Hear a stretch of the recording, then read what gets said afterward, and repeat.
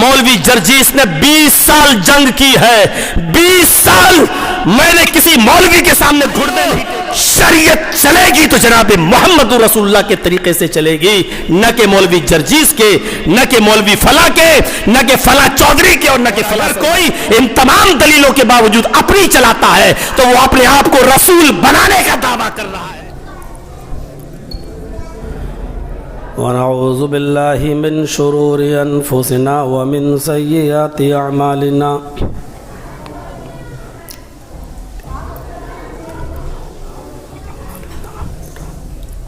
من يهده الله فلا مضل له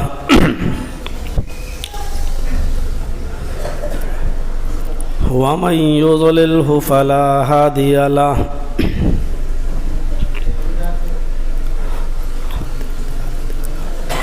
وأشهد أن لا إله إلا الله وحده لا شريك له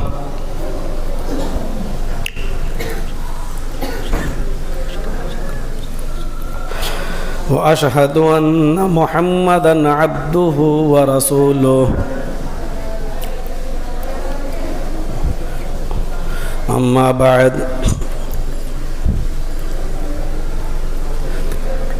فإن خير الحديث كتاب الله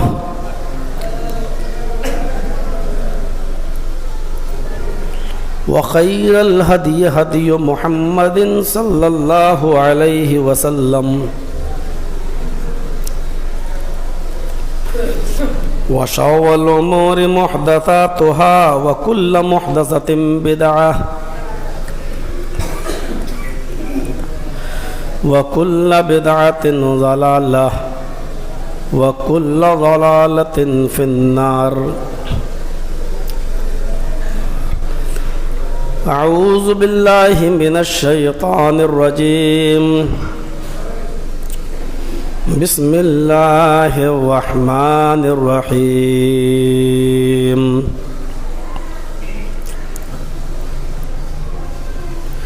يا أيها الذين آمنوا أطيعوا الله وأطيعوا الرسول وأولي الأمر منكم فإن تنازعتم في شيء فردوه إلى الله والرسول.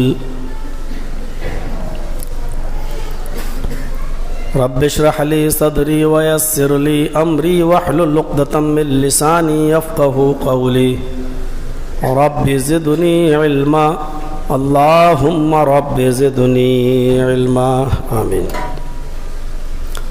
حاضرین جمعہ جامع مسجد سردار ٹولہ سیلم پور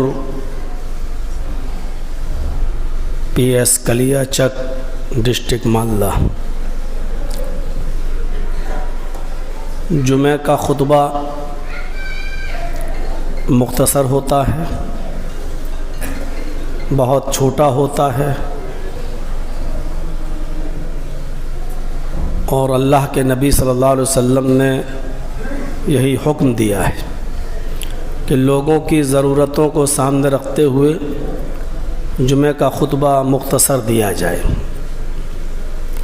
اس مختصر سے جمعے میں کچھ بنیادی باتیں آپ کے سامنے رکھنا چاہتا ہوں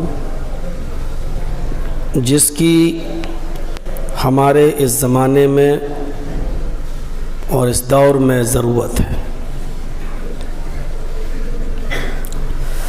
زمانہ بہت تیزی کے ساتھ آگے بڑھ رہا ہے،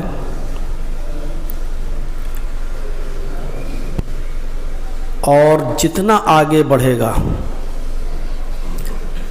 اسلام ہماری رہنمائی کرے گا، کیونکہ اسلام قیامت تک کے لیے ہم سب کے لیے ہے. اس زمانے میں کمپیوٹر نہیں تھا، اس زمانے میں انٹرنیٹ کا زمانہ نہیں تھا، اور زمانہ اتنی ترقی نہیں کیے ہوئے تھا، تب بھی اسلام تھا. اور آج زمانہ اتنی ترقی کر چکا ہے، اسلام آج بھی ہماری رہنمائی کر رہا ہے. اور انشاءاللہ قیامت کی صبح تک کرتا رہے گا. اور قیامت کی صبح تک تمام لوگوں کو یہی حکم ہے، یا ایھا الذین آمنوا اطیعوا اللہ واطیعوا الرسول واولی الامر منکم.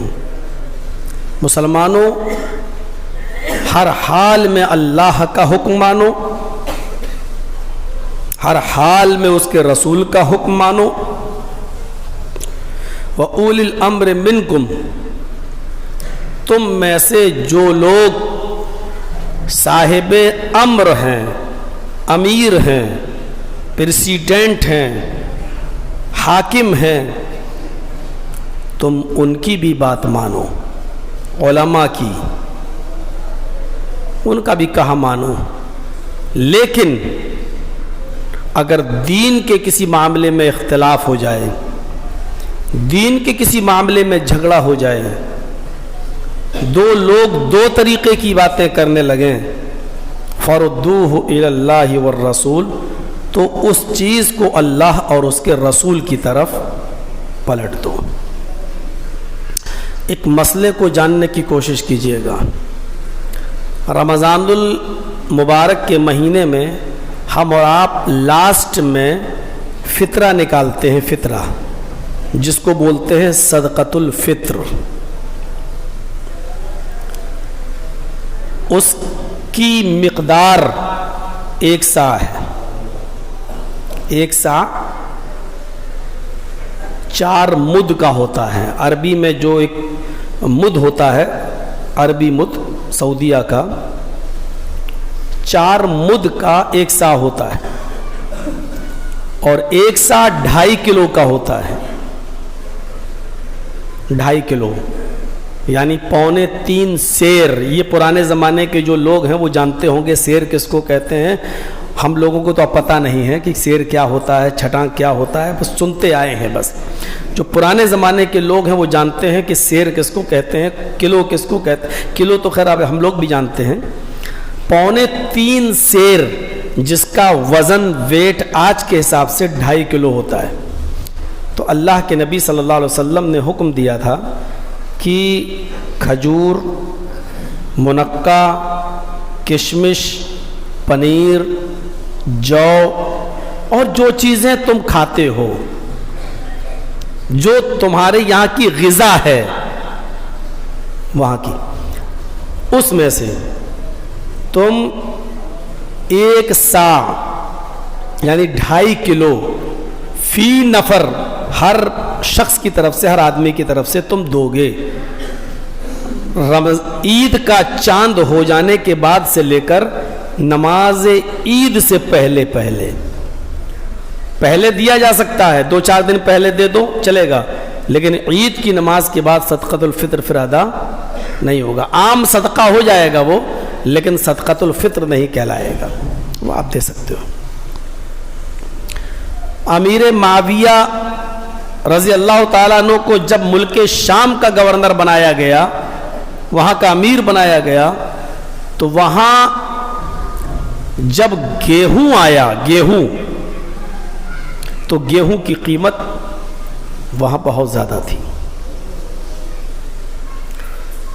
تو انہوں نے دیکھا کہ 2.5 کلو گیہوں جتنے میں آتا ہے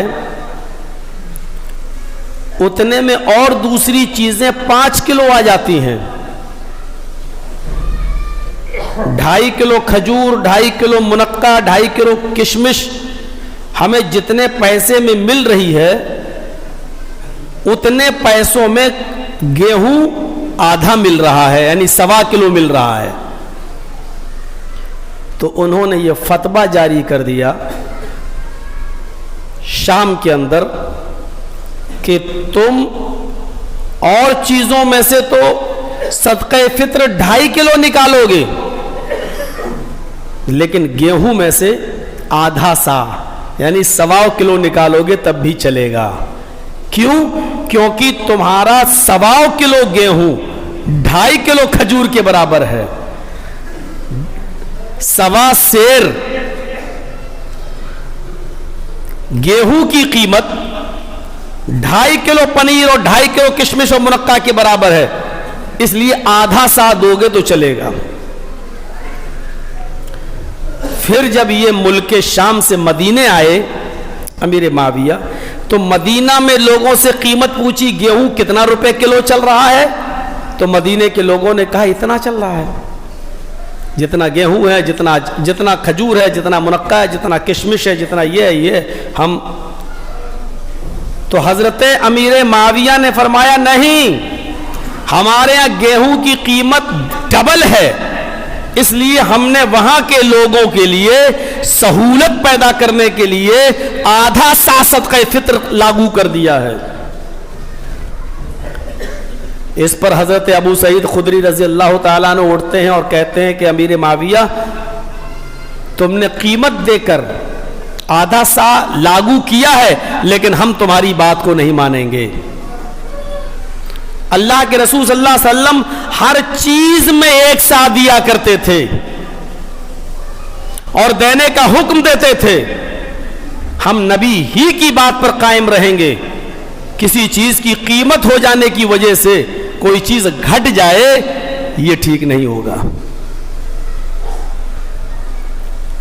अच्छा, उस हिसाब से देखा जाए, अगर अमीर माविया की बात थोड़ी देर के लिए सही मान ली जाए कि कीमत डबल है गेहूं की, तो आधा दे दो। तो आज के इस जमाने में गेहूं की कीमत सबसे कम है, खजूर से कम है, मुनक्का से कम है, किशमिश से कम है। तो आज के इस हिसाब से आप क्या कहोगे? क्या खजूर आधा सा दोगे तो चलेगा? भाई गेहूं से बहुत ज्यादा कीमत है, तो क्या मान लिया जाएगा? किशमिश या मुनक्का हम आधा साद के हिसाब से दें तो क्या मान लिया जाएगा? ये सोचकर कि ये बहुत महंगी चीजें हैं, खजूर से भी ज्यादा, गेहूं से ज्यादा महंगी है, इसलिए इनमें से कम कर दिया जाए, तो पता ये चला आज के इस दौर में गेहूं जितना सदका फित्र धान का और गेहूं का निकल रहा है, अगर कोई अमीर आदमी किशमिश या मुनक्के का निकालना चाहेगा तो कीमत नहीं देखी जाएगी, बल्कि वजन के हिसाब से ही निकालेगा। उस जमाने में भी इख्तिलाफ होता था। अमीर माविया कहते थे कि हम आधा सा गेहूं के कायल हैं, लेकिन अबू सईद खुदरी और दूसरे लोग नहीं मानते थे कि अल्लाह के रसूल ने जो किया है हम उसी पर कायम रहेंगे। एक सा, अगर आपको लगता है कि इसकी कीमत ज्यादा है तो आप सस्ती चीजें दीजिए आप, लेकिन देना है एक ही सा, 2.5 किलो के हिसाब से, आधा सा नहीं चलेगा। पता ये चला शरीयत वो नहीं है जो कोई भी सहाबी अपनी तरफ से अंजाम दे दे।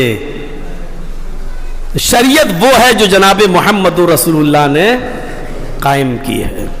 आपको मालूम होगा अल्लाह के रसूल सल्लल्लाहु अलैहि वसल्लम ने अपनी पूरी जिंदगी तलाक देने का जो तरीका बताया है, वो क्या बताया है? जब आपकी बीवी हालत तोहर में हो, पाक हो, तब आप उसको एक तलाक देंगे, मैंने तुझे तलाक दी। फिर अगले महीने तक आप उसको दूसरी तलाक नहीं देंगे। जब फिर वो पीरियड से पाक होगी दूसरे महीने में, तब आप उसको दूसरी तलाक देंगे। और इस मुद्दत में आप उसको खिलाएंगे भी, पिलाएंगे भी, घर में उसका रूम अलग कर देंगे, जगह अलग कर देंगे, लेकिन अभी उसको ना आपसे पर्दा है ना आपको उससे पर्दा है, क्योंकि अभी हक है रुजू करने का, अभी हक है उसको अपनी बीवी बनाने का, अभी हक है उसको बीवी मान लेने का। और जब दूसरा महीना भी पूरा हो जाए, तब तीसरे महीने में जब वो नहा धोकर पाक हो जाएगी पीरियड से, तब आप उसको तीसरी तलाक देंगे। और जहां तीसरी तलाक देंगे वो आपके लिए हराम हो जाएगी। उसी वक्त आपको उससे और उसको आपसे पर्दा करना होगा। उस वक्त वो आपकी जिम्मेदारी से निकल जाएगी। तलाक का ये तरीका बताया। और अल्लाह के नबी के जमाने में किसी सहाबी ने अपनी बीवी को 3 तलाक दी, तलाक तलाक तलाक, या मैंने तुझको तीनों तलाक दी। اللہ کے نبی کو پتا چلا, وہ آئے, اے اللہ کے نبی صلی اللہ علیہ وسلم میں نے اپنی بیوی کو تینوں طلاق دے دی, طلقت ثلاثا. آپ نے کہا فی مجلس واحد, ایک ہی مجلس میں, ایک ہی بار میں؟ کہا ہاں. آپ نے کہا یہ تو ایک ہی ہے, یہ تو ایک ہی ہے, جاؤ اور اپنی بیوی کو رجوع کر لو. نبی اکرم صلی اللہ علیہ وسلم نے 3 طلاقوں کو کبھی 3 نہیں مانا. نبی کا انتقال ہو گیا, ابو بکر کا زمانہ آیا, حضرت ابو بکر صدیق نے بھی اپنے زمانے خلافت میں کبھی 3 کو 3 نہیں مانا. جب بھی کوئی 3 طلاق دیتا تھا وہ ایک ہی مانتے تھے اور رجوع کرنے کا حکم دے دیا کرتے تھے. حضرت عمر فاروق کا زمانہ آیا تو عمر فاروق نے بھی 3 طلاق کو اپنے زمانے میں 2 سال تک ایک ہی مانا, 3 نہیں مانا, ایک ہی مانا. لیکن جب دیکھا کہ لوگوں نے بہت زیادہ طلاق دینا شروع کر دی تو عمر فاروق نے لوگوں کو طلاق دینے سے روکنے کے لیے, چونکہ حاکم تھے, امیر تھے, ذمہ دار تھے, اس لیے بطور سزا کے, بطور دین نہیں, یاد رکھیے گا, بطور دین نہیں, بطور شریعت نہیں, بلکہ ایک حاکم ہونے کی حیثیت سے بطور سزا کے انہوں نے 3 کو 3 مان لیا اور حکم دے دیا, آج کے بعد جو بھی اپنی بیوی کو 3 طلاق ایک ساتھ دے گا ہم اس کو 3 مان لیں گے اور شوہر کو الگ کر دیں گے, بیوی کو الگ کر دیں گے, تاکہ لوگ ڈر جائیں اور اپنی بیوی کو 3 طلاقیں نہ دیں. لیکن لوگ ڈرے نہیں اور انہوں نے فائدہ اٹھایا. اب تو اچھا بنا دیا, اب تو جلدی چھٹکارا مل جائے گا. ابھی تک تو 3 دیتے تھے تو 1 مان لیا جاتا تھا, انتظار کیا جاتا تھا, لوگ بیچ میں پڑ جاتے تھے, صلح کرا دیا کرتے تھے, رجوع کر لیا جاتا تھا. اب بہت اچھا کیا عمر نے, 3 کو 3 مان لیا. اب تو یہاں 3 بار 2 وہ حرام, صلح کا دروازہ ہی بند ہو گیا, بات چیت کے دروازے ہی بند ہو گئے. اس کا الٹا نقصان ہوا. حضرت عمر فاروق نے تو بطور سزا کے قائم کی تھی, لیکن اس کا الٹا ہوا. جب انتقال کے قریب آئے حضرت عمر تو رونے لگے اور فرمایا کاش میں نے نبی کے قانون کو نہ بدلا ہوتا, کاش میں نے طلاق کو اسی طریقے سے رہنے دیا ہوتا جس طریقے سے جناب محمد رسول اللہ کے زمانے میں چلی آ رہی ہے. اور پھر عمر فاروق کے زمانے میں بہت سے لوگ ایسے تھے جو 3 طلاقیں دینے کے بعد بھی اپنی بیوی کو رجوع کرتے تھے, اور لوگ کہتے تھے کہ عمر فاروق نے یہ قانون بنایا ہے, تو لوگ کہتے تھے کہ میں عمر کے قانون کو مانوں یا جناب محمد رسول اللہ کے قانون کو مانوں. اور جب یہ مقدمہ عمر فاروق کے پاس آتا تھا کہ دیکھو اس نے اپنی بیوی کو 3 طلاق دی اور 3 کے بعد بھی رکھ رہا ہے, تو کہا عمر فاروق نے کیا میں نے 3 کو 3 قائم نہیں کر دیا؟ کہ ہاں کیا ہے. پھر تم نے اپنی بیوی کو کیسے رکھ لیا ہے؟ تم نے میری بات کیوں نہیں مانی؟ تو صحابی نے جواب دیا آئے عمر میں ایمان جناب محمد رسول اللہ پر لایا ہوں, آپ پر نہیں. جب ہمارے نبی نے 3 کو 3 نہیں مانا تو آپ کون ہوتے ہیں 3 کو 3 ماننے والے؟ میں اپنی بیوی کے ساتھ رہوں گا تاکہ آپ قرآن سے اور حدیث سے, قرآن سے یا اللہ کے رسول کی کسی حدیث سے ہمیں دلیل نہیں دو گے کہ 3 طلاق کے بعد بیوی حرام ہو جاتی ہے ایک ساتھ. حضرت عمر کہتے ہیں اس کو جانے دو, اس نے میرے سامنے جناب محمد رسول اللہ کی حدیث مانگی ہے جو میرے پاس نہیں ہے. دیکھ رہے ہیں آپ, حضرت عمر فاروق نے دیکھا اب فتنہ پھیل گیا ہے, عورتوں کے مسجد میں آنے سے اب فتنہ ہو رہا ہے, تو انہوں نے اپنے زمانے میں عورتوں کو مسجد میں آنے سے روک دیا اور فرمایا کہ تم مسجد میں نہیں آؤ گے. عورتوں کو منع کر دیا کہ آج کے بعد تمہارا مسجد میں آنا منع ہے, جاؤ اپنے گھروں میں نماز پڑھو. ایک شخص آتا ہے, اس نے کہا امیر المومنین اوپر مسجد کے اندر ایک پردہ پڑا ہوا ہے. حضرت عمر فاروق نے کہا کہ دیکھ کر آؤ, عورتیں تو نہیں آئی ہیں. ایک صحابی جاتے ہیں, کہتے ہیں امیر المومنین عورتیں تو نہیں آئی ہیں لیکن آپ کی بیوی آئی ہوئی ہے. غور کر رہے ہیں, سردار ٹولے کے سرداروں سنو, سردار ٹولے کے چودھریوں سنو, سردار ٹولے کے سرمایہ داروں سنو, پیسے والوں سنو, دولت مندوں سنو، حضرت عمر فاروق نے اپنی بیوی کو بلایا، میں نے عورتوں کو مسجد میں نماز پڑھنے آنے سے منع کیا ہے، تم کیوں آئی ہو؟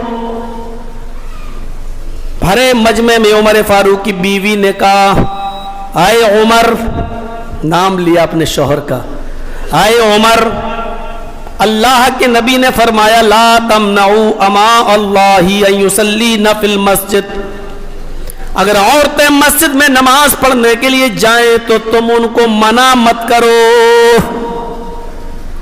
آئے عمر، نبی اکرم کا فرمان ہے کہ عورتیں اگر مسجد میں نماز پڑھنے کے لیے جائیں تو تم انہیں نہیں روک سکتے ہو، تو آپ کون ہوتے ہیں روکنے والے؟ بحیثیت بیوی شوہر کا کوئی حکم ہوگا میں مانوں گی، لیکن اگر دین کے کام میں آپ کسی کام کے کرنے نہ کرنے کا حکم دوں گی تو میں دیں گے تو میں آزاد ہوں، آپ کی بات مان بھی سکتی ہوں، نہیں بھی مان سکتی ہوں۔ لا معصیت فی الخالق، خالق کی معصیت میں اللہ کی نافرمانی میں کسی کی اطاعت نہیں کی جائے گی۔ جہاں اللہ اور اس کے رسول کی نافرمانی ہو رہی ہو وہاں میں آپ کی اطاعت نہیں کروں گی۔ میں مسجد میں نماز پڑھنے آؤں گی یا پھر مجھے حکم دکھائیے کہ اللہ کے رسول صلی اللہ علیہ وسلم نے کبھی عورتوں کو مسجد میں نماز پڑھنے سے روکا ہو۔ فرمایا میری بیوی جاؤ، اوپر پردہ پڑا ہوا ہے، تم نماز پڑھ سکتی ہو۔ پھر حضرت عمر نے منبر پہ کھڑے ہو کے کہا، لوگوں میں نہ تو ضرورت کو دیکھتے ہوئے ایک سزا متعین کی ہے، ایک قانون بنایا تاکہ عورتیں فتنے سے بچ جائیں۔ اب سوال پیدا ہوتا ہے کہ آپ اپنی بیوی کو کیوں نہیں روک رہے ہو؟ میری بیوی میرے سامنے محمد رسول اللہ کا فرمان سناتی ہے، اس فرمان کو سنانے کے بعد پھر میری ہمت نہیں ہوتی ہے کہ میں اس کو روک سکوں۔ شریعت کے اندر عمر کی نہیں چل سکتی ہے، سردار ٹولے کے سرداروں کی چلے گی۔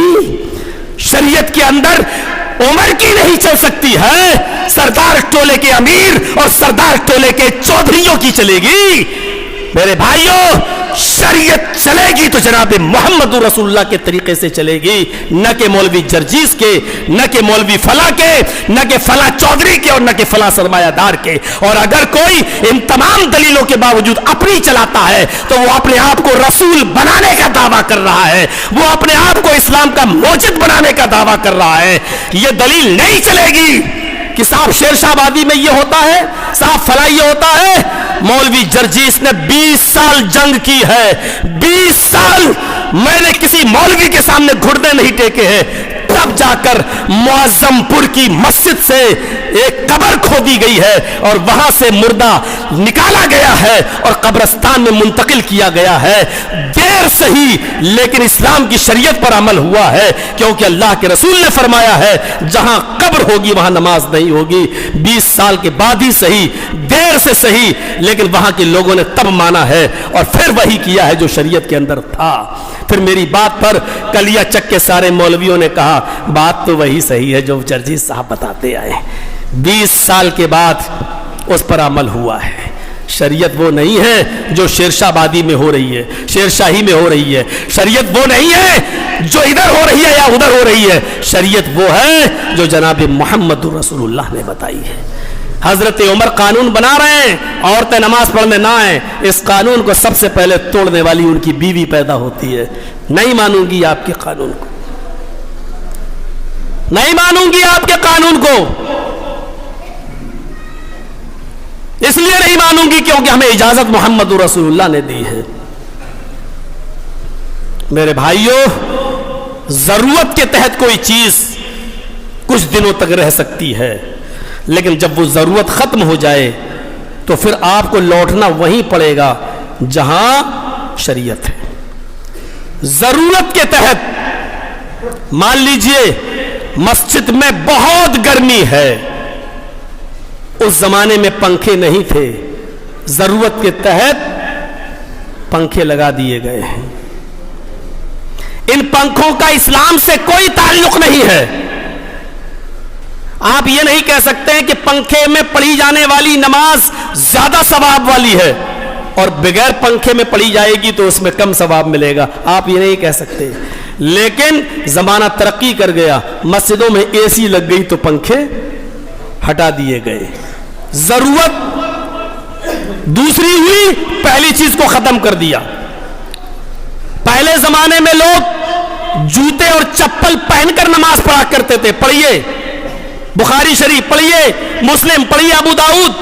خود اللہ کے نبی صلی اللہ علیہ وسلم نماز پڑھا رہے ہیں اور آپ کے پیچھے آپ کے صحابہ نماز پڑھ رہے ہیں۔ اچانک آپ نے اپنے پیروں سے دونوں جوتوں کو اتارا، نماز میں نیت بندی ہے، اور آپ نے اپنے دونوں جوتوں کو اتار کر وَوَضَعَهُمَا فِي يَسَارِهِ اپنے بائیں طرف رکھ دیا، لیفٹ سائڈ میں۔ صحابہ کرام تو پیچھے کھڑے تھے، ہم نماز پڑھائیں گے تو ہمارے پیچھے لوگ ہوں گے نا، تو جب صحابہ کرام نے دیکھا اللہ کے نبی نے نماز میں جوتے اتار دیے تو انہوں نے بھی جوتے اتارے اور انہوں نے بھی اپنے اپنے بائیں طرف رکھ دیے۔ جب اللہ کے نبی نے سلام پھیرا، السلام علیکم ورحمۃ اللہ، السلام علیکم ورحمۃ اللہ، اللہ کے نبی نے جب مقتدیوں کی طرف چہرہ کیا تو سب کی چپلیں جوتے اترے ہوئے دیکھے ہیں۔ بھائی ایک آدمی 2 جوتے تو 50 آدمی میں 100 ہو جائیں گے۔ ارے یہ کیا ہے؟ تم لوگوں نے جوتے کیوں اتارے؟ حدیث کے الفاظ سنیں گے، ما حملکم علی القاء نعالکم، ارے تمہیں جوتے اتارنے کے لیے کس نے کہا تھا؟ اگر جوتے پہن کر نماز پڑھنا منع ہوتا تو میں تمہیں پہلے ہی منع کر دیتا کہ بھائی جوتے اتار دو، لیکن تم تو میرے پیچھے جوتے پہن کر نماز پڑھ رہے تھے، یہ جوتے کیوں اتار دیے تم نے؟ ما حملکم علی القاء نعالکم، تمہیں جوتے اتارنے کے لیے کس نے کہا؟ تو صحابہ کرام تو سیدھے سادے تھے بیچارے، کیا جواب دیا؟ اے اللہ کے رسول ہمیں کیا معلوم، ہم کو تو اتنا معلوم ہے جو امام کو کرنا چاہیے وہ مقتدی کو کرنا چاہیے، آپ ہمارے امام تھے، آپ نماز پڑھا رہے، آپ نے جوتے اتارے تو آپ کو دیکھ کر ہم نے بھی جوتے اتار دیے۔ یہی جواب ہے، سیدھا سادہ جواب ہے، آپ نے اتارے تو ہم نے بھی اتار دیے۔ اللہ کے نبی نے اب کیا کہا؟ فرمایا نہیں، ہم نے تو اپنے جوتے اس لیے اتارے کیونکہ نماز کی حالت میں جبرائیل آئے میرے پاس اور مجھے بتایا کہ آپ کے دونوں جوتوں میں گندگی لگی ہوئی ہے، آپ کہیں سے گزر رہے تھے، کوئی گندی چیز آپ کے پیروں میں جوتوں میں لگ گئی، آپ کے پیروں میں جو جوتے پہنے اس میں گندگی لگی ہوئی ہے۔ جب جبرائیل نے مجھے یہ بتایا تو میں نے اپنے دونوں جوتوں کو اتار کر اپنے بائیں طرف رکھ دیا۔ لوگوں تم نماز پڑھا کرو تو جوتے نہ اتارا کرو، ہاں مسجد میں آنے سے پہلے، مسجد میں داخل ہونے سے پہلے اپنے دونوں جوتوں کو دیکھ لیا کرو، اگر اس میں گندگی لگی ہوئی ہو تو مٹی پر رگڑ لیا کرو، ایسے مٹی پر رگڑ لیا کرو، زمین کی پاک مٹی تمہارے جوتے کو پاک کر دے گی، اس کو رگڑ کر پھر مسجد میں آیا کرو اور اسی جوتے میں نماز پڑھا کرو۔ دیکھیے اس زمانے میں مسجدیں پکی نہیں ہوا کرتی تھیں، زمین بہت گرم ہو جایا کرتی تھی، کھڑے ہو کر نماز پڑھنے میں 2 منٹ بھی کھڑے ہوں گے تو پیروں میں پھلک پڑ جایا کرتے تھے۔ وہاں ایسی ضرورت کی چیزیں نہیں تھیں، پنکھے نہیں تھے، ایسیاں نہیں تھی، مسجد کو ٹھنڈے رکھنے کے لیے کوئی چیز نہیں تھی، وہاں ضرورت تھی تو آپ نے جوتے پہن کر نماز پڑھنے کی اجازت دی ہے۔ اب ہماری مسجدیں ٹھنڈی ہیں، چھتیں پکی ہو جاتی ہیں اور مسجدوں کی صفائی ستھرائی کو دیکھتے ہوئے ضرورت محسوس کی گئی، اس لیے اب مسجد کے باہر جوتے اتارنے کا اور چپلوں کا انتظام کر دیا گیا، جائز ہے۔ اس زمانے میں نہیں تھا، پہن کے پڑھا گیا، اور آج بھی آپ دیکھ لیجئے جنازے کی نماز جوتے اور چپل پہن کر ہی پڑھی جاتی ہے، آج بھی، کیونکہ وہ روڈ پہ پڑھی جاتی ہے، سڑک پہ پڑھی جاتی ہے، اور جوتے اور چپل پہن کر نماز پڑھنے میں کوئی برائی نہیں ہے۔ اگر آپ کسی جنگل میں نماز پڑھ رہے ہیں اور آپ جوتے پہنے ہوئے ہیں اور جوتے آپ کے صاف ہیں تو آج بھی آپ جوتے پہن کر نماز پڑھ سکتے ہیں، شریعت اس بات کی اجازت دیتی ہے، چپل پہن کر بھی نماز پڑھ سکتے ہیں، شریعت اس بات کی اجازت دیتی ہے۔ اب آپ کہو گے اچھا نہیں لگتا مولانا جوتے پہن کے نماز پڑھیں، اچھا نہیں لگتا، تو شریعت تمہارے دماغ سے نہیں چلے گی، کیا چیز اچھا لگتا ہے کیا نہیں اچھا۔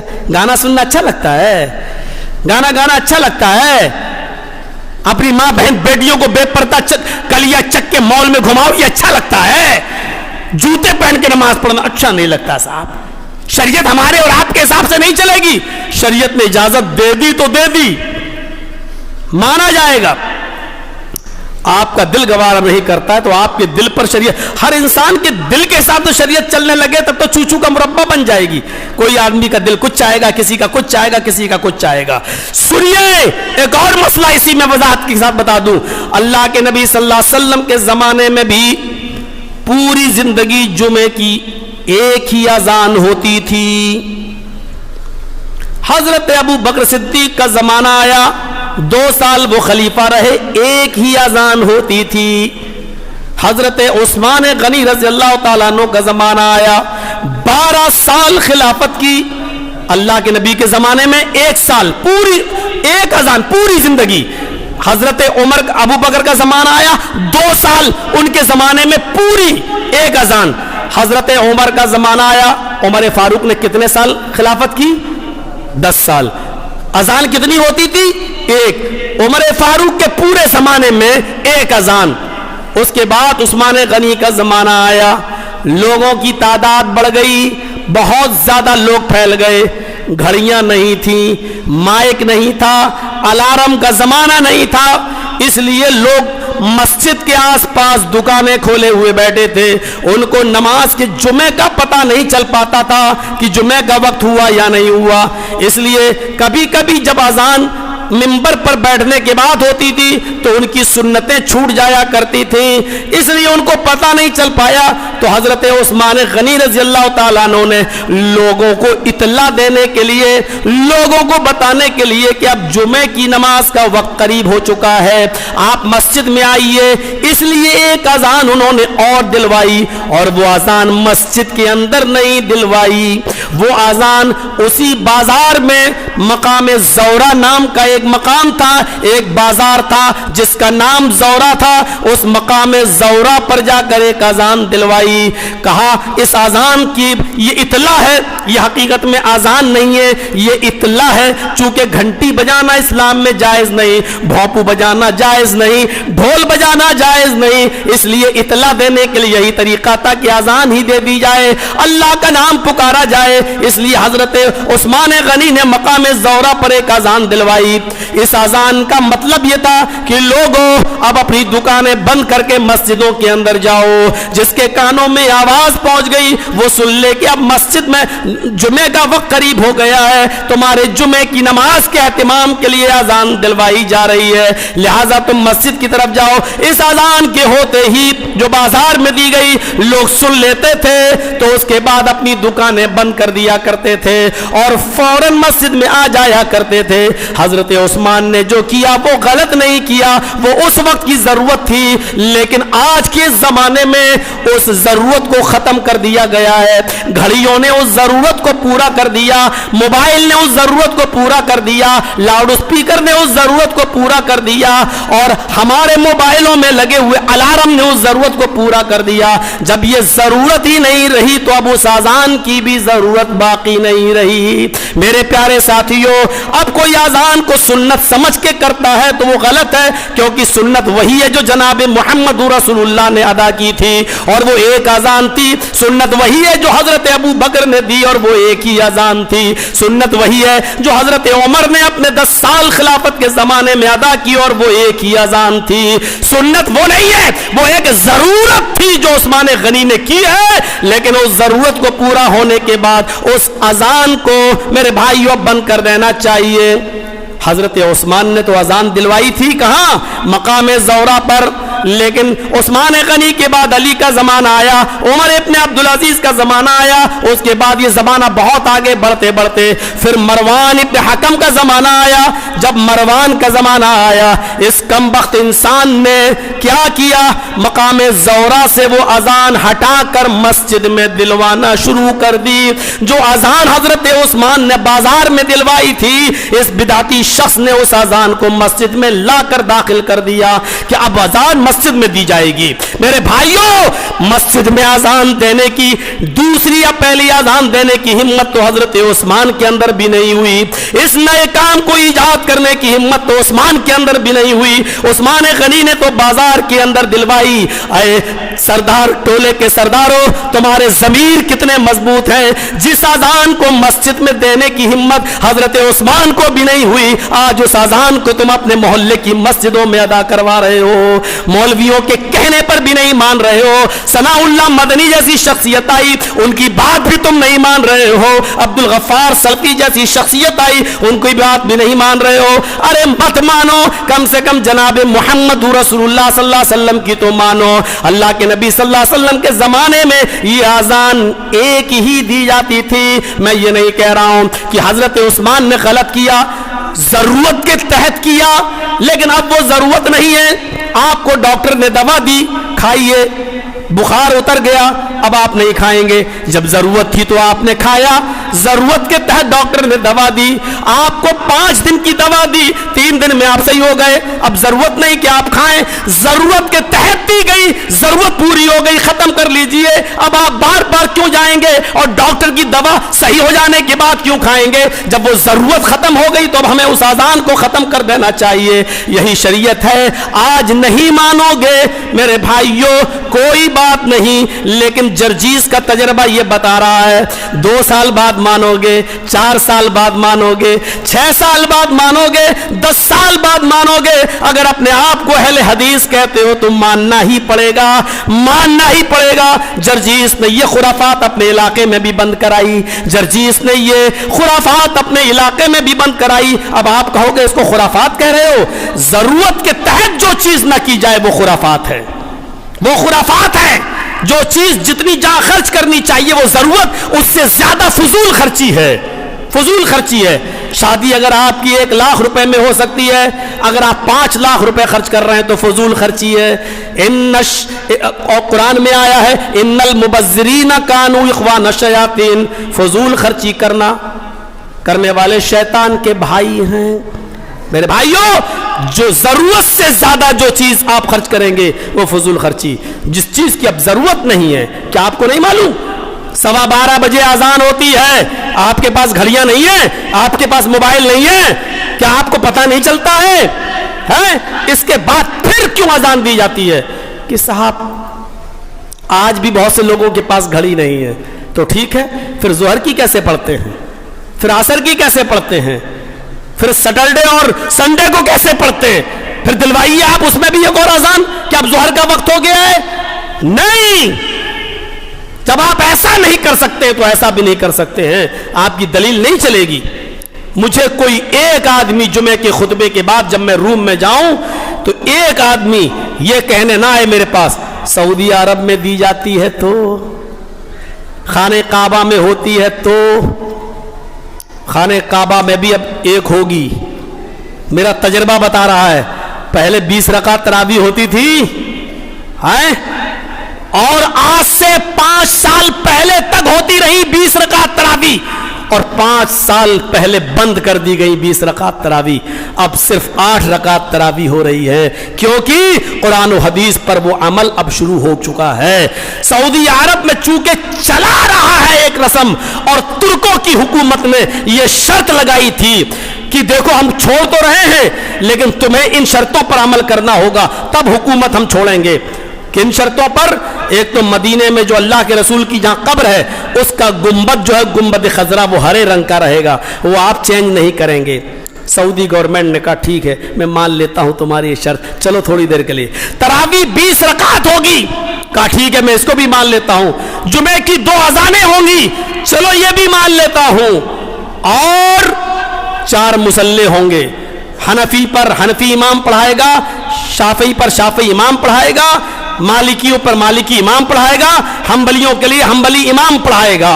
सऊदी अरब ने धीरे धीरे धीरे धीरे 4 मुसल्ले खत्म कर दिए, 4 मुसल्ले खत्म कर दिए और 20 रकात तरावी खत्म कर दी। अब 2 चीजें रह गई हैं, धीरे धीरे मसलहत के तहत ये दोनों चीजें भी इंशाअल्लाह वहां से खत्म हो जाएगी। पहले क्या होता था खाने काबा में, लोग कहते थे 4 इमाम चारों बरहक, सब सही है, तो हनफी इमाम आता था और अजान देता था, अल्लाहु अकबर अल्लाहु अकबर, अजान देने के बाद ला इलाहा इल्लल्लाह कहने के बाद माइक में ऐलान होता था यह हनफी मसलक की नमाज है, कोई शाफई नमाज पढ़ने के लिए ना आए। खाने काबा में جب شافعی اذان دیتا تھا تو کہتا تھا اللہ اکبر، اور لا الہ الا اللہ کہنے کے بعد اعلان کرتا تھا یہ شافعی مسلک کی نماز ہے، کوئی حنفی حنبلی اور مالکی نماز پڑھنے نہ آئے۔ خانہ کعبہ کی ایک مسجد میں 4 مصلے ہوا کرتے تھے، حنفی کے مصلے پر شافعی اور شافعی کے مصلے پر حنفی حنبلی اور مالکی نماز نہیں پڑھا کرتے تھے۔ 4 اذانیں ہوا کرتی تھی، لوگوں کو بڑی تکلیف ہوا کرتی تھی، اذان حنفیوں کی ہے، شافعی کی، مالکی کی، حنبلی کی، اس کے پیچھے انہی کی نماز ہوگی، ہماری نماز نہیں ہوگی۔ اللہ غریق رحمت فرمائے شاہ سعود خاندان کے اوپر، جب وہ آئے جن کے نام پر سعودیہ عرب کا نام پڑتا ہے، اس خاندان پر اللہ رحم فرمائے، انہوں نے 4 مصلوں کو ختم کر کے صرف ایک مصلی ابراہیمی قائم رکھا، جہاں حضرت ابراہیم علیہ السلام نے نماز پڑھائی تھی، اور جہاں اللہ نے ان کو پوری قوم کا امام قرار دیا تھا، اور فرمایا اب ایک ہی امام سعودی گورنمنٹ کا رہے گا، اور اس کے پیچھے سب کو نماز پڑھنا پڑے گی، اماموں شافعیوں کو بھی، حنفیوں کو بھی، مالکیوں کو بھی، حنبلیوں کو بھی۔ میرے بھائیوں اختلاف ختم کر دیا اور ایک مصلی قائم کر دیا، اللہ ان کو جنت الفردوس نصیب فرمائے۔ میرے بھائیوں میری کوئی دشمنی نہیں ہے سردار ٹولے کے لوگوں، آپ سے اگر دشمنی ہوتی تو ہم آتے ہی کیوں؟ آپ تو وہ لوگ ہیں کہ یہاں کے بزرگوں نے، یہاں کے سرداروں نے، یہاں کے بزرگوں نے، یہاں کی عورتوں نے ہمارے لیے دعائیں کی تھیں۔ جب ہم جیل کی سلاخوں میں تھے، یہ پروگرام میرا یہاں طے ہو چکا تھا، لیکن جب ہم جیل کے اندر بھیجے گئے، چلے گئے، تو پھر مولانا عبدالغفار صاحب کو ہماری جگہ پر یہاں بلایا گیا، یہاں دعائیں ہوئی ہمارے لیے، مسجدوں میں دعائیں ہوئی ہمارے لیے، عورتوں نے روزے رکھے ہمارے لیے، تہجد کی نمازیں پڑھی ہمارے لیے، انہوں نے دعائیں کی، اور آپ کا یہ بیٹا، آپ کا یہ بھائی، آپ کی دعاؤں کی وجہ سے اتنی جلدی باہر نکلا ہے، ورنہ جس کو 10 سال کی سزا ہو جائے وہ 3.5-4 مہینے میں باہر نہیں آتا ہے۔ آج بھی ہمارے ساتھی 4-4 5-5 سال سے جیل کی سلاخوں میں ہیں۔ ایک سوئٹزرلینڈ کا میرا دوست بیچارہ جو جیل کے اندر 10 سال کی سزا ہے، جس کو 9 سال ہو چکے ہیں، جس سے ہماری اچھی دوستی ہو چکی تھی، اس کو میں نے قرآن پڑھایا جیل کے اندر، اور اس بیچارے نے 3 مہینے میں قرآن سیکھ لیا، 3 مہینے میں قرآن پڑھ لیا۔ وہ بیچارہ ہمارے پیچھے نماز پڑھتا تھا، جب ہم باہر آئے تو وہ رویا تھا پھوٹ کے، ہم نے کہا 1 سال تمہاری اور رہ گئی، پوری کر لو، انشاءاللہ سب سے پہلے ہم آئیں گے تم کو یہاں سے لینے کے لیے۔ سوئٹزرلینڈ کا جس کا ایمان بڑا مضبوط تھا، آج جس کا ایمان دیکھ کر میں کبھی کبھی فکر کرتا تھا، یار میں پریسیڈنٹ ہوں مغربی یو پی کا، ہماری جماعت کیا کر رہی ہوگی، ہمارے بچے اسکول میں پڑھتے ہیں، ان کی فیس کا کیا ہوگا، سب میں سوچتا تھا۔ اور وہ ہم سے کہتا تھا تو کیسا مولانا ہے یار، کیسا مولانا ہے تو یار، تیری قسمت میں یہاں آنا لکھا تھا، اللہ نے مجھ سے تیرا ملاقات لکھا تھا، تو آیا ہے، اللہ کی تقدیر پہ تو بھروسہ نہیں کرتا ہے۔ یعنی وہ اس کا ایمان دیکھ کر ہم جیسے لوگ لرز گئے کہ ایسا آدمی ہنس کے اس نے 9 سال کاٹ دیے، اور بالکل بے قصور بیچارہ گھومنے آیا تھا وزٹ کے ارادے سے، نیپال میں کاٹھمانڈو پوکھرا گھومتے ہوئے اس نے سوچا چلو یو پی چلیں، تاج محل بھی گھوم لیں، اس کے پاس ویزا تھا، سب کچھ تھا، لیکن نیپال بارڈر کو جب کراس کر رہا تھا تو جس گاڑی میں کئی لوگ بیٹھے تھے، 4 ویلر میں، اس میں یہ بھی تھا، اور جب بارڈر کو کراس کیا تو پولیس نے چھاپا مارا، اس گاڑی کے اندر 10 کلو اس بے کو گانجا ملا، ہیروئن ملی، اور 10 جتنے لوگ اس کے اندر بیٹھے ہوئے تھے، اس نے دیکھا یہ تو ہندی نہیں بول پاتا، یہ تو کچھ جانتا ہی نہیں ہے، سب لوگوں نے اسی کے اوپر الزام لگا دیا کہ یہ اس کا ہے، اور اسی کو پکڑ لیا گیا، اور بیچارہ جیل میں گیا، اور جیل میں جانے کے بعد اس کی بیل نہیں ہوئی، بیل خارج ہوئی، اور ہوتے ہوتے اس کو 10 سال کی سزا ہوئی، اور جب ہم پہنچے تو 8.5 سال گزار چکا تھا، جب ہم جیل سے نکلے تو اس کے 9 سال پورے ہو چکے تھے، ایک بے قصور آدمی۔ ہم نے کہا میں انشاءاللہ سوئٹزرلینڈ، بولا سوئٹزرلینڈ آئے گا تو، ہم تیرے لیے ویزا بھیجے گا وہاں سے، تمہارا ضرورت ہے سوئٹزرلینڈ میں۔ ہم نے کہا تم تو بدلہ لے لو گے یار، انڈیا والوں نے تم کو جیل میں ڈالا، تم سوئٹزرلینڈ میں ہم کو جیل میں ڈلوا دو گے کہ انڈیا والے بڑے بدماش ہوتے۔ بولا ارے نہیں، ہم مسلمان ہیں، ہم ایمان والا ہے، ہم ایسا نہیں کریں گے تیرے ساتھ، ارے تو آ اپنے فیملی کو لے کے، اپنے بچوں کو لے کے۔ میں نے کہا انشاءاللہ میں آؤں گا۔ اس نے ہمارے لیے لڑائی لڑتا تھا، وہ ایسے ایمان والے لوگ تھے ہمارے۔ آپ کے کتنے لوگ کلیا چک کے ہمارے ساتھ تھے، سلطان گنج کے لوگ ہمارے ساتھ تھے, ہماری بیرک میں رہتے تھے. آج بھی بیچارے 6 سالیں ان کو گزر چکی ہیں. جب ان کی فیملی ملنے جاتی تھی اور ادھر سے میری فیملی جب ملنے آتی تھی تو فیملی میں ملاقات ہو جایا کرتی تھی. میرے بھائیوں دیکھ لیجئے, کوئی 6 سال سے, کوئی 8 سال سے ابھی جیل کی سلاخوں میں ہے, اور جرجیت صاحب 3.5-4 مہینے میں. یہ آپ کی دعاؤں کا نتیجہ ہے. میرے اس گاؤں کے سرداروں, چودھریوں, سرمایہ داروں, بزرگوں, میں تمہارا بیٹا ہوں, تمہارا بھائی ہوں. میں تمہارے لیے برا نہیں سوچ سکتا ہوں, اور آپ نے میرے لیے دعائیں کی ہیں, اس لیے آپ کی دعاؤں کا نتیجہ ہے کہ اللہ نے مجھے یہ تھوڑی بہت جو دین کی باتیں دی ہیں اسی روشنی میں ہم آپ کو بتاتے ہیں. غلط ہم کیوں بتائیں گے؟ کیونکہ ہمیں بھی اللہ کے ہاں جواب دینا ہے, ہمیں بھی اللہ کے ہاں جواب دینا ہے. اس لیے میں آپ کو یقین دلاتا ہوں کہ دوسری جو اذان پہلی ہوئی ہے جو 11:15 بجے آپ کے یہاں, وہ اذان صحیح نہیں ہے, اس کی کوئی دلیل نہیں ہے, اس کا کوئی ثبوت نہیں ہے. حضرت عثمان نے اس کو ضرورت کے تحت دیا تھا, اب وہ ضرورت ختم ہو چکی ہے. چاہو تو میری بات مان لینا, میری نہیں ہے, شریعت سمجھ کر, اور چاہو تو ٹھکرا دینا. دونوں ہی معاملے میں آپ آزاد ہیں. بتانا میرا کام تھا. اصل میں سن چکا ہوں اس اذان کو, اور اللہ کے نبی نے فرمایا جب کوئی چیز اپنی آنکھ سے دیکھو اگر تم اس کو روک نہیں سکے تو پکا سچا ایمان نہیں. اس لیے میرے لیے بتانا ضروری تھا, ورنہ کل میں نے وعدہ کیا تھا میں موت کے اوپر بولوں گا, لیکن میں نے آج جب اذان سنی تو پھر میں اس ٹاپک چھوڑ دیا, کیونکہ اب ضرورت کے تحت بولنا ضروری تھا. اس لیے میں نے یہ ٹاپک اٹھا کر آپ کے سامنے میں نے تھوڑی سی گفتگو کی ہے.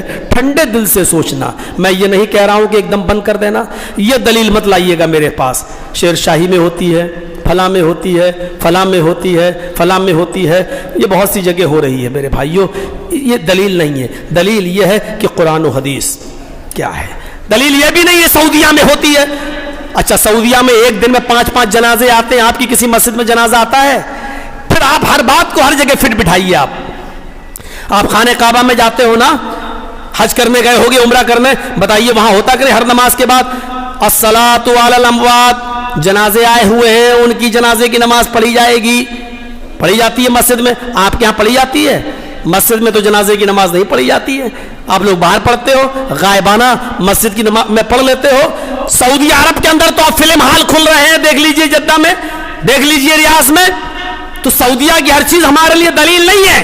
ہمارے لیے دلیل سعودیہ نہیں, سعودی والا ہے. ہمارے لیے دلیل سعودیہ کی زمین نہیں, ہمارے لیے دلیل یہ تو مکہ ہے یا مدینہ, مکہ اور مدینے والا ہے, یعنی جناب محمد رسول اللہ ہیں. محمد رسول اللہ کی بات کو ماننے کی کوشش کیجئے, انشاءاللہ آپ جھکیں گے, آپ کی عزت نہیں گرے گی. جو اللہ کے سامنے جتنا جھکتا ہے اللہ اس کی عزت کو اتنا ہی بڑھا دیتا ہے. اللہ نے کہا تو اپنی پیشانی ماتھا زمین پر رکھ, جتنا تو میرے سامنے زمین پہ اپنی ناک رگڑے گا, میرے سامنے تو جتنا ذلیل ہوگا, ہم تجھے لوگوں کے سامنے اتنا عزیز کر دیں گے. اور دیکھ لو ہمارے ایسے اسلاف گزرے ہیں کہ جنہوں نے سجدے زمین پر کیے تو اللہ تبارک و تعالیٰ نے ان کے سجدوں کی وجہ سے بڑے بڑے بادشاہوں کے تاج ان کے جوتوں پر پڑک دیے. بڑے بڑے بادشاہ جب ان سے ملنے آتے تھے تو اپنا سر کا تاج اتار کر ان کے پیروں پر رکھ دیا کرتے تھے, اور اس کے بعد بیٹھ کے ان سے بات کیا کرتے تھے. ایسے درویشوں سے ملتا ہے ہمارا شجرہ جن کے پیروں کے نیچے کئی حکمرانوں کے تاج پڑے رہتے ہیں. ایسے درویشوں سے ملتا ہے ہمارا شجرہ میرے بھائیوں. اور ان کو یہ عزت اس لیے ملی کہ انہوں نے اپنے آپ کو اللہ کے سامنے ناک رگڑی ہے, اللہ کے سامنے جھکنا سیکھا ہے. آپ جھک جاؤ, اللہ عزت دے گا. ہم آپ کو اپنے لیے نہیں جھکا رہے ہیں. دیکھ لیجئے کلیہ چک میں کتنا تعزیہ نکلتا تھا, آج اس کا حال دیکھ رہے ہیں آپ, لگ بھگ ختم کی طرف جا رہا ہے, ورنہ تو اور بڑھنا چاہیے. ہم جب آتے تھے تو 65 70 تازی ایک دن میں نکلتے تھے, اور خود اہل حدیث لوگ بھی لاٹھی اور ڈنڈے چلایا کرتے تھے, کہتے تھے شوق ہے, چلایا کرتے تھے. آج دیکھ لیجئے تازیوں کا حال. آنے والا زمانہ میرے بھائیوں اہل حدیثوں کا زمانہ ہے. دنیا تھک چکی ہے, دنیا تھک چکی ہے پیروں کی غلامی کر کے, دنیا تھک چکی ہے ملاوٹ والے دینوں سے. اگر ملاوٹ سے پاک کوئی مسلک ہے تو وہ مسلک اہل حدیث ہے. دنیا میں کوئی مسلک ایسا نہیں جس کے اندر ملاوٹ نہ ہو. کسی نے اماموں کو ملایا, کسی نے بزرگوں کو ملایا, کسی نے پیروں کو ملایا, کسی نے اپنے اپنے ہستیوں کو ملایا. اگر ان تمام چیزوں سے پاک, اگر ملاوٹ سے صاف ستھرا کوئی دین ہے تو وہ اہل حدیث دین ہے. نہ بزرگوں کی چلتی ہے, نہ اماموں کی چلتی ہے, نہ پیروں کی چلتی ہے, نہ ولیوں کی چلتی ہے. یہاں چلتی ہے تو صرف جناب محمد رسول اللہ کی چلتی ہے. یہاں اگر بزرگ ہے سب سے بڑا تو آمینہ کا لال ہے, محمد رسول اللہ ہے, یا اس کے اصحاب ابو بکر صدیق, عمر فاروق ہیں. اور اگر ابو بکر, عمر اور عثمان کی بھی کوئی بات اگر محمد سے ٹکرا جاتی ہے تو ہم محمد رسول اللہ کی بات کو مان لیتے ہیں, اور ابو بکر اور عمر فاروق اور حضرت علی, حضرت عثمان کی بات کو ہم چھوڑ دیتے ہیں, کیونکہ ہمارا سب سے بڑا بزرگ اگر کوئی ہے تو وہ جناب محمد رسول اللہ ہیں, کیونکہ اللہ نے ان کو بزرگ بنایا. وَرَفَعْنَا لَكَ ذِكْرَكَ, اے محمد ہم نے آپ کے ذکر کو بلند کر دیا. محمد الرسول اللہ, ہم نے محمد کو اللہ کا رسول بنا کر بھیجا. اِنَّا أَعْطَيْنَاكَ الْكَوْثَرَ, اے نبی ہم نے آپ کو بہت سی بھلائیاں دی. اللہ نے بزرگ بنایا ہے محمد رسول اللہ کو, اور جس کو اللہ بزرگ بنائے اس کو اس کی کرسی سے کوئی اتار نہیں سکتا. مولوی جرجیز کو مولوی کس نے بنایا؟ میرے ماں باپ نے, آپ نے, میرے اساتذہ نے. یہ گاؤں کا سردار ہے, اس کو کس نے بنایا؟ آپ لوگوں نے. یہ بہت بڑا عالم ہے, اس کو کس نے بنایا؟ آپ لوگوں نے. یہ بہت بڑا بزرگ ہے, کس نے بنایا؟ آپ نے. لیکن محمد رسول اللہ کو بزرگ ہم نے اور آپ نے نہیں بنایا, اللہ نے بنایا. محمد رسول اللہ ہم نے اور آپ نے جس کو بزرگ بنایا ہے وہ غلطی کر سکتا ہے, لیکن اللہ جس کو بزرگ بنائے وہ غلطی نہیں کر سکتا ہے, اس لیے کہ اللہ اس کو بزرگ بناتا ہی نہیں ہے جو غلطی کرے. اللہ نے اس جس کو بزرگ بنایا وہ غلطی کر ہی نہیں سکتا, اور جو غلطی نہ کر سکے وہ ہستی ہے محمد رسول اللہ صلی اللہ علیہ وسلم کی. اس لیے نبی اکرم کی بات کو مانیے اور تسلیم کیجئے, اور انہی پر اپنی جان نچھاور کیجئے, قربان کیجئے. میں نے 1 بجے تک کا وعدہ کیا تھا, لیکن چونکہ 10 منٹ مجھے ہی لیٹ ہو گیا تو اس لیے میں نے ادھر 10-15 منٹ بڑھا دیا. مجھے امید ہے کہ انشاءاللہ آپ ہماری اس تقریر سے فائدہ اٹھائیں گے اور قرآن و حدیث پر عمل کرنے کی کوشش کریں گے.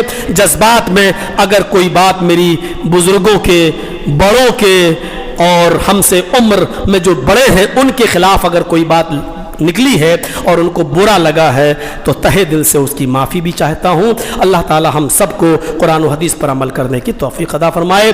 اللہ ہمیں جب تک زندہ رہے شریعت پہ زندہ رہنے کی توفیق عطا فرمائے, ہمیں جب تک زندہ رکھے اسلام پر زندہ رہنے کی توفیق عطا فرما, اور جب ہمارا خاتمہ ہو تو ایمان پر ہمارا خاتمہ فرمائے. وما علینا الا البلاغ المبین وآخر دعوانا ان الحمد للہ رب العالمین.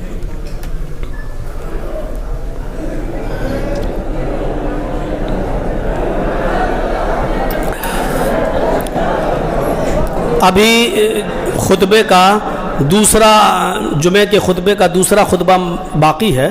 آپ سے گزارش ہے کہ شور نہ کریں ورنہ جمعے کے ثواب سے محروم رہ جائیں گے.